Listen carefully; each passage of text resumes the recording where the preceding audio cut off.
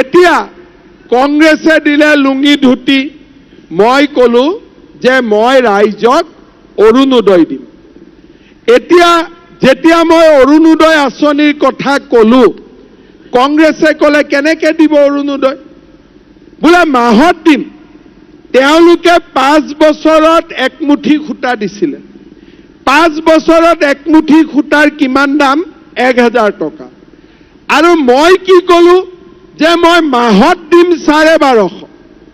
5 বছৰত একমুঠি সূতা আৰু মাহত 1250। কংগ্ৰেছতো মাথা ঘূৰাই গ'ল, বোলে এইবিলাক মিছা কথা, হ'ব নোৱাৰে। আজি অৰুণোদয়টো সঁচা নে মিছা? সঁচা নে মিছা? এতিয়া মানুহৰ দুখ কি যে ছাৰ অমুকে অৰুণোদয় পাইছে, মই পোৱা নাই। হয়নে? হয়নে?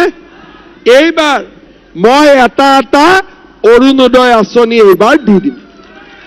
মাহত 1250 টকাকৈ বেংকৰ একাউণ্টত লাভ কৰিব।